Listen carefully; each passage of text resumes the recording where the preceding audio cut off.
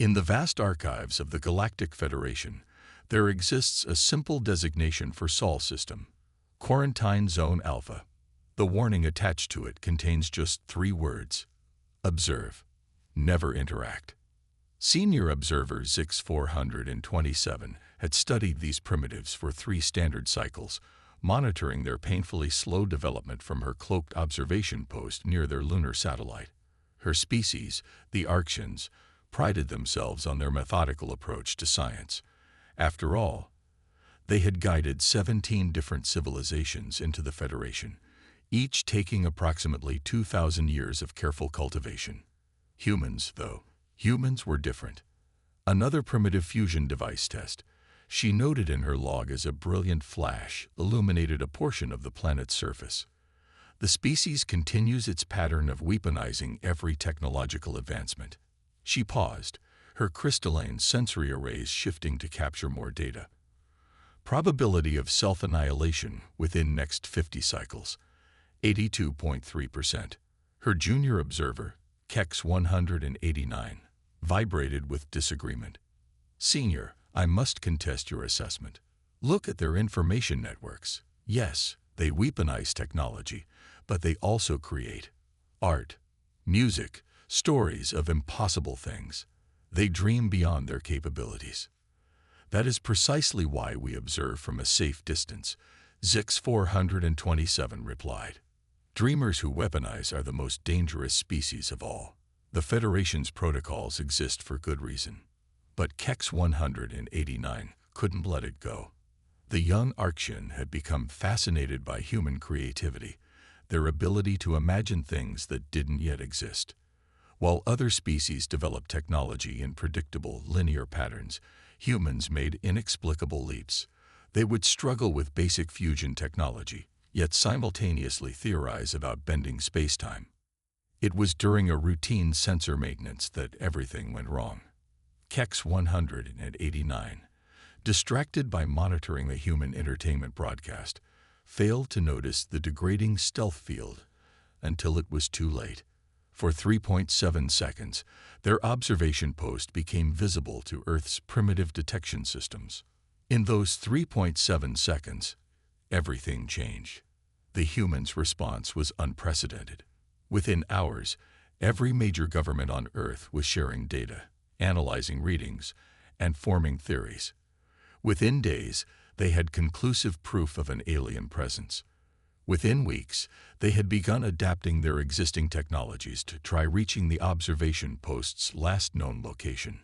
Impossible, Zix 427 whispered, watching their progress. They'd taken their crude rocket propulsion systems and modified them based on theoretical principles they shouldn't even be able to conceive. The humans weren't just adapting. They were evolving their technology at a rate that defied all known models of civilizational development. They had caught a glimpse of what was possible, and that glimpse was enough. When the first human probe reached lunar orbit, it wasn't the crude device the observers expected. Instead, it carried a message, broadcast on frequencies it shouldn't have known existed. We see you. We know you're watching. Let's talk. The Federation Council convened an emergency session. This had never happened before. No species had ever detected an observation post, let alone managed to reverse engineer advanced concepts from a mere glimpse of advanced technology. We must establish contact, argued some council members. If they can do this much with so little information, imagine what they could achieve with proper guidance. Precisely why we must quarantine the entire system, others countered. A species that advances this rapidly is inherently unstable. They cannot be trusted. But humans had their own plans. While the Federation debated, humans were already taking their next steps. They had detected the quantum communication signals between the observation post and Federation space. They couldn't decode them yet, but they were learning. Fast. Zix 427 watched in horror as human scientists began experimenting with quantum entanglement in ways that shouldn't have been possible with their level of technology. They were breaking rules they didn't even know existed, pushing boundaries they couldn't even see. Senior, KEX 189 reported one day, their crystalline form vibrating with anxiety. They're not just copying our technology. They're improving it. Look at these readings. The data was clear. Humans had taken the basic principles they'd glimpsed and were already developing applications that had never occurred to Federation scientists. They approached problems from angles that seemed illogical, impossible, even dangerous, and somehow made them work. The Federation's worst fears were being realized. A species that combined rapid technological advancement with unpredictable creativity was awakening to the greater galaxy. And it had all started with a simple mistake, a momentary lapse in stealth field maintenance. As Zix 427 prepared her final report to the Federation Council, she added a personal note. In our arrogance, we assumed that observation meant safety. We forgot that humans have a unique trait.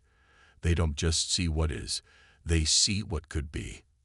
And now that they've seen us, they will never stop until they reach the stars. The question is no longer whether we should make contact, but whether we can afford not to. The Federation would soon learn that their protocols, developed over millions of years of guiding species to galactic civilization, had never accounted for one simple fact. Some species don't need guidance. They just need to know what's possible. And humans had just glimpsed the possible. Federation High Command had never seen Admiral Venek so agitated. The usually stoic mechanoid's neural pathways were flickering with stress patterns as she delivered her report. They reversed-engineered our quantum shielding in 63 days, she stated, her metallic voice modulating with disbelief. Not just understood it, improved it. They've developed variations we never conceived of. The Council Chamber, a vast sphere of living crystal, suspended in high orbit around the Federation capital, hummed with nervous energy. Representatives from 10,000 species shifted uncomfortably as the implications sank in. Impossible, declared Chief Scientist Eric's Prime, his photosynthetic tendrils darkening with skepticism. Even with direct access to our technology, it should take centuries to. They didn't have direct access, Admiral Venek interrupted. They derived it from sensor readings of our stealth fields. They saw how our technology bent light and radiation. And they extrapolated. The silence that followed was deafening. Federation species developed technology in logical, predictable patterns. It took time, careful experimentation, and most importantly, guidance from more advanced civilizations. But humans had just skipped millennia of expected development. Show them, ordered High Counselor Ix, her crystalline form refracting light, in patterns of deep concern. The chamber's holographic display activated, showing Earth's rapid transformation. Humans hadn't just cracked quantum shielding. They'd started applying its principles to everything. Their crude fossil fuel vehicles were being retrofitted with quantum efficiency drives. Their primitive digital networks were being upgraded with quantum processors. But it was their military applications that truly terrified the Federation. This, Admiral Venek indicated, was their response to our attempted containment fleet. The display showed a human vessel, crude by Federation standards, facing off against 5 Federation peacekeeping ships. The Federation vessels were pinnacles of technology, each representing thousands of years of development. The human ship shouldn't have stood a chance. They called it the Prometheus. The Admiral continued. When our ships attempted to establish a quarantine perimeter, observe. The recording showed the human vessel activating what appeared to be a badly designed quantum shield. Federation analysts had initially dismissed it as a poor copy of their technology. They were wrong. The Prometheus's shield didn't just deflect energy. It absorbed it, redirected it, transformed it. When the Federation ships attempted to disable it with standard containment protocols, their energy weapons were caught in a quantum loop, amplified, and reflected back with devastating precision. 3 ships destroyed, 2 critically damaged, Admiral Venek reported. The human vessel's shield technology wasn't inferior, it was experimental. They weren't trying to copy our defensive systems. They were testing new theories about quantum manipulation. "And the crew?" asked a council member. "Survived. They transmitted a message after the engagement. Would you like me to play it?" High Counselor X nodded. The chamber filled with a human voice, speaking in accented but perfect Federation standard. "This is Captain Sarah Chen of the Earth vessel Prometheus. Your containment attempt has been logged as an act of hostility. Consider this a demonstration of restraint. We disabled your ships without casualties. We are not your enemies, but we will not be caged. You have 24 hours to initiate diplomatic contact. After that, we will proceed with our own plans for joining the galactic community." "They learned our language," someone whispered. "They learned all 8,000 Federation languages." Admiral Van X corrected. "They decoded our communication protocols and downloaded our linguistic database. They're already broadcasting on our quantum networks." The council erupted in chaos. Species that communicated through light patterns flared in alarm. Those that used chemical signals released clouds of stress pheromones. The few silicon-based beings present began to crystallize from anxiety. "Order." High Counselor X's command resonated through the chamber. "What are our options?" Admiral Van X's neural patterns pulsed grimly. "Limited. We could attempt full military intervention. But..." She paused, her circuits processing the scenarios. "Their rate of technological advancement is exponential. By the time we mounted a proper campaign, they would likely have countermeasures we cannot predict." "Diplomatic contact, then," X concluded. "We must contain this situation before." The chamber's quantum communications array activated unexpectedly. A human face appeared in the display, smiling in a way that made several council members instinctively retreat. "Before we do what?" asked the human. "I'm Dr. James Rodriguez, Earth's newly appointed Federation Affairs Director. I apologize for bypassing your security protocols, but 24 hours seemed like a generous deadline, and we have so much to discuss." The council stared in shocked silence. Their most secure facility, protected by encryption that had safeguarded galactic civilization for millennia, had just been casually hacked by a species that had only discovered quantum physics a few months ago. "Don't worry," Dr. Rodriguez continued, his smile widening. "We're not here to conquer or disrupt. We just want to join the galactic community as equals. Though I have to say, some of your technology could use updating. We have some suggestions if you're interested." High Counselor X's crystalline form vibrated with a frequency that indicated both fear and fascination. The Federation had always guided younger species, shaped their development, controlled their advancement. But humans were rewriting the rules of civilization itself. And they were just getting started. The Federation's Department of Sinological Studies had never issued a Type 1 emergency alert in its 12,000 years of existence. Until now. Dr. Lyra Vex, the department's chief researcher, faced the Emergency Council with all 4 of her optical arrays displaying maximum stress patterns. "They're not just advancing anymore," she reported, her tentacles writhing with nervous energy. "They're evolving. Actively, consciously evolving." The Emergency Council, comprised of the Federation's most brilliant minds, struggled to process this information. Evolution was supposed to be a gradual process, taking thousands of generations, but humans had somehow turned it into a technology. "Explain," demanded Council Elder Zix9, his quantum consciousness flickering with concern. The holographic display activated, showing human research facilities across Earth. "They took our basic medical technology, cellular regeneration, genetic repair, neural enhancement, and rather than simply applying it, they asked, what if we could control our own evolution?"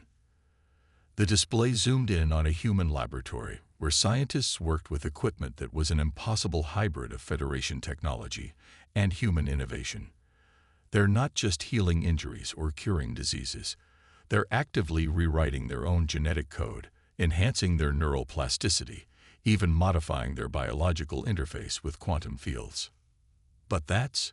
Elder Zix9's quantum patterns stuttered. "That's not possible.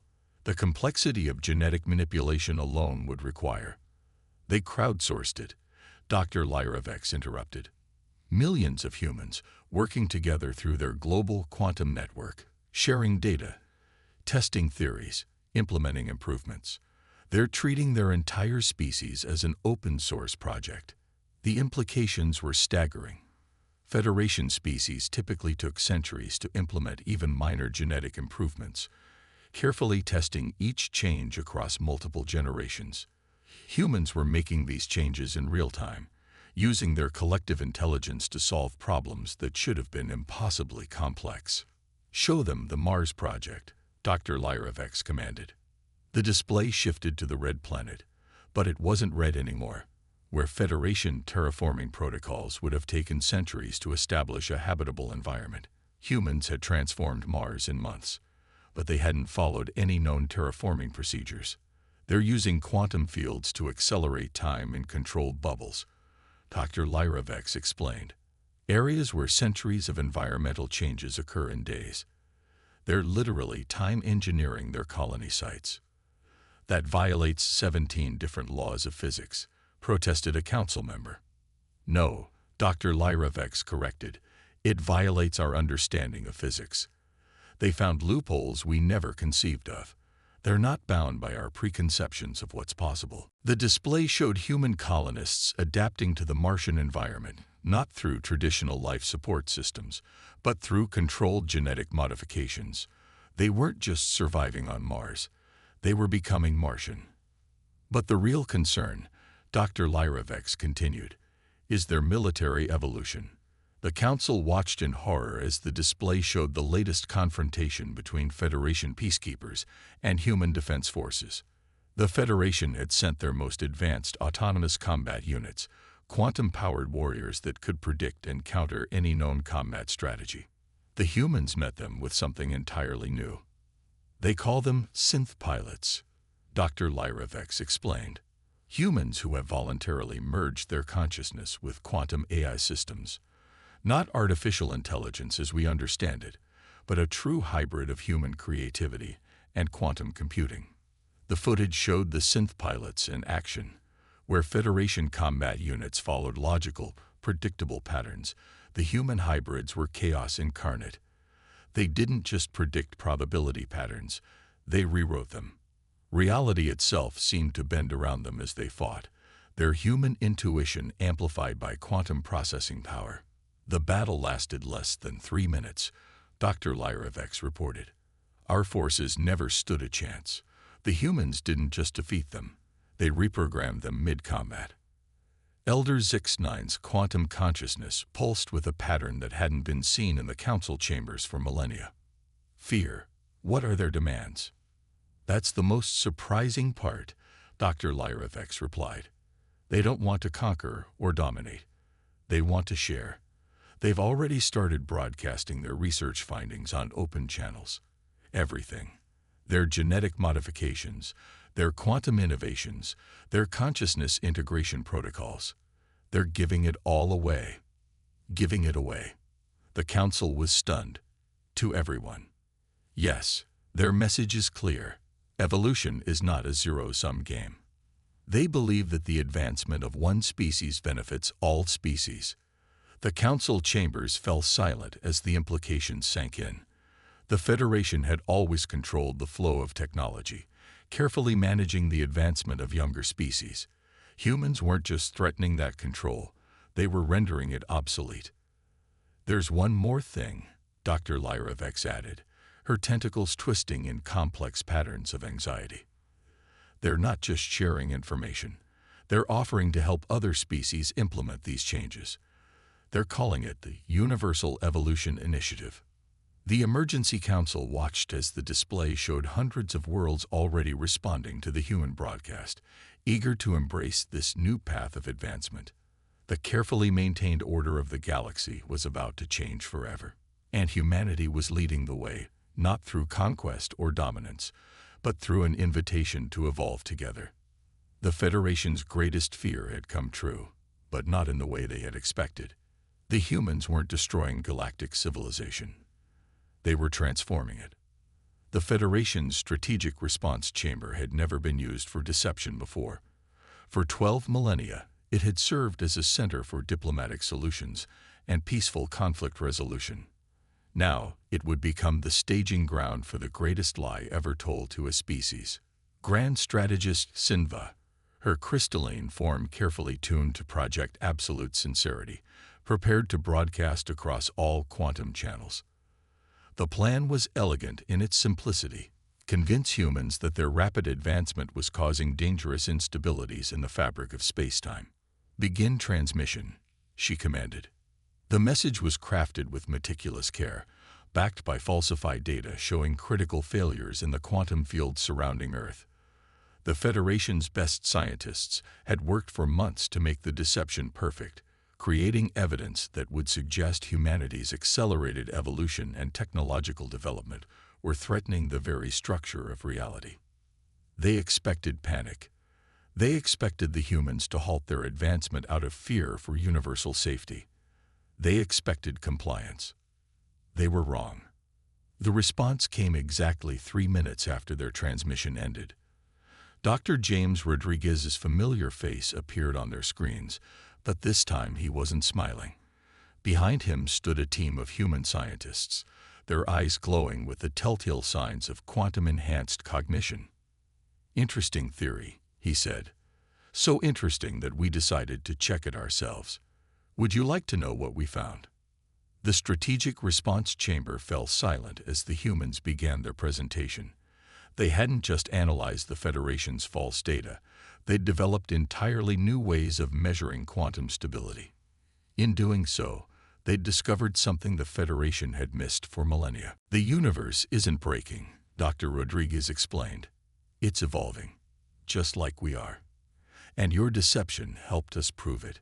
The humans proceeded to demonstrate how their quantum consciousness technology had allowed them to perceive layers of reality the Federation had never detected.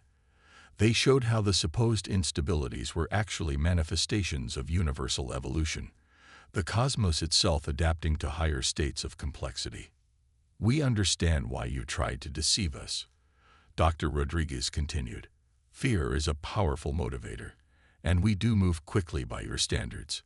But did you ever stop to ask why we move so fast?" The display shifted to show Earth's history, centuries of warfare, environmental destruction, and near-extinction events. "We move quickly because we have to. Our survival has always depended on our ability to adapt, to change, to evolve.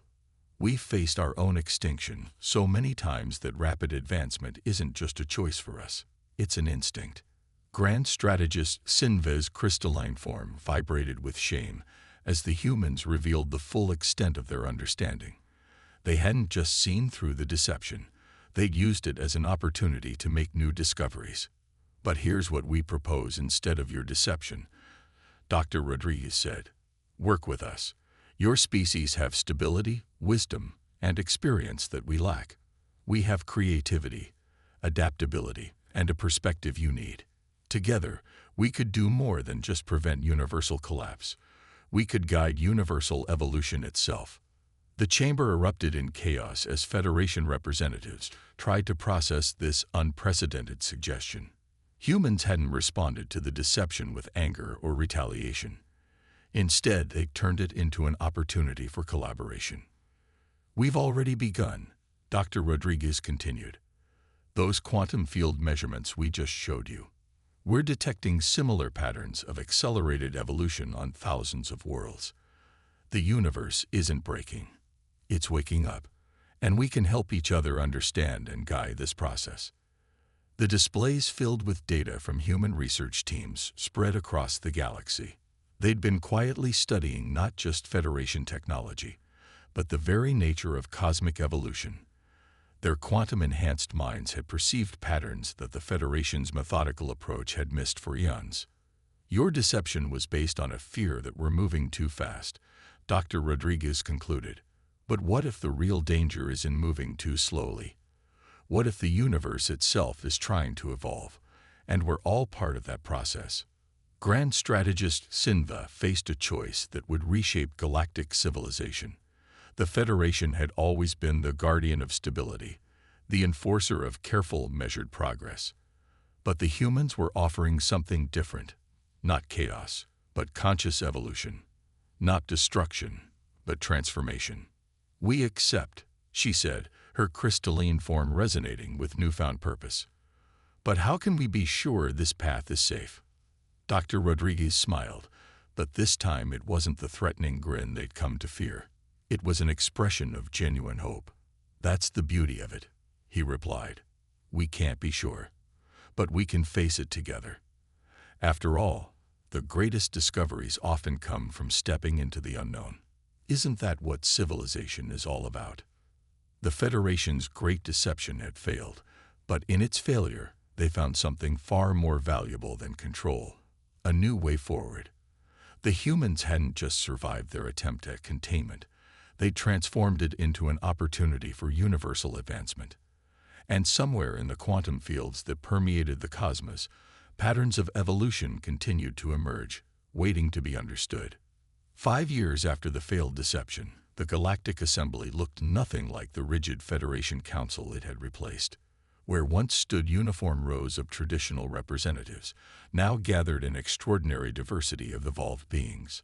Some existed as pure energy, others as quantum consciousness networks, while many chose to remain in their original forms. At the center of this transformed chamber stood the unlikely partnership that had reshaped galactic civilization: Dr. Elena Santos, Earth's Chief Evolution Officer, and former Grand Strategist Sinva, now the Quantum Harmony Director. Their collaboration had become a symbol of how old and new could work together. "The annual evolution report is ready," Elena announced, her quantum-enhanced consciousness projecting the data directly into the Assembly's shared awareness. In the past year alone, over 3,000 species have chosen to participate in guided evolution programs. The data flowed through the chamber, showing the extraordinary changes sweeping across the galaxy. Species that had been stuck at technological plateaus for millennia were making breakthrough after breakthrough. But it wasn't just about technology anymore. It was about consciousness, understanding, and possibility. "What fascinates me most," Chinva added, her crystalline form now integrated with quantum processors, "is how each species chooses a unique evolutionary path. The hive mind collective of Proxima Centauri opted for distributed consciousness, while the silicon beings of Tau Ceti evolved into living quantum computers. And some," Elena smiled, "chose not to evolve their forms at all, but rather their societies and ways of thinking. The diversity is the key to our success." The Assembly watched as the display showed their greatest achievement: the evolutionary choice protocol. Unlike the Federation's old system of controlled advancement, this new approach allowed each species to choose their own path of development. Humans provided the knowledge and tools, but the choices remained deeply personal and cultural. "We've come a long way from trying to contain humanity," a voice chimed in. It was Dr. Rodriguez, now appearing as a quantum hologram. His consciousness could exist anywhere in the galaxy, thanks to the quantum network humanity had helped create. "Remember when we thought the universe was at risk from advancement moving too fast?" The Assembly rippled with amusement. A complex wave of light, energy, and quantum fluctuations. What they had once feared had become their greatest strength. "But our greatest challenge lies ahead," Elena continued, her expression growing serious. "We've detected something at the galaxy's core, patterns in the quantum field unlike anything we've seen before. We believe the galaxy itself might be trying to evolve." The chamber hummed with excitement. This was why the new system worked so well. There was always another mystery, another boundary to push, another evolution to understand. "We've come to believe," Chinva explained, "that consciousness itself might be a fundamental force of the universe, like gravity or electromagnetism. As species evolve and connect, we're not just changing ourselves, we're changing the very fabric of reality." The display showed the galaxy's core, where strange quantum patterns pulsed with unexpected complexity. It was as if the universe was responding to the collective evolution of its conscious inhabitants. "Which brings us to our proposal," Elena said. We want to establish the first Universal Evolution Institute, not to control or direct, but to study and understand. Every species, whether they've chosen to evolve or remain in their original form, has a perspective we need. The assembly erupted in a cascade of responses: light, energy, thought, and emotion all mixing together in the quantum field they now shared. This was how decisions were made in the new order, not through hierarchical authority, but through conscious consensus. The Federation's one rule was never disturb the humans, Dr. Rodriguez mused. They broke it, and in doing so, they helped create something far greater than either of us could have achieved alone. The irony, Shinva added, is that in trying to prevent chaos, the Federation almost missed the greatest opportunity in galactic history. Sometimes the most dangerous thing isn't moving too fast. It's refusing to move at all. As the Assembly voted unanimously to approve the new institute, Alina looked out at the gathered representatives. Some were recognizable as their original species. Others had evolved into forms that would have been impossible to imagine just years ago. And still others existed as pure consciousness in the quantum field. "We don't know what we'll become," she said, "and that's exactly how it should be. The universe isn't a finished product. It's an ongoing evolution. Our job isn't to control it, but to be conscious participants in its unfolding." The chamber filled with a sense of shared purpose and excitement. The old Federation had feared change and sought to control it. The new Galactic Assembly embraced change and sought to understand it. And somewhere, in a small museum on Earth, they still kept the original warning about humanity. Observe, never interact. It stood as a reminder of how far they'd come, and how fear of the unknown had almost prevented the greatest advancement in galactic history. The universe had one rule once: don't wake the humans. Now it had a new rule: evolution is endless, and every species chooses its own path. And that was just the beginning.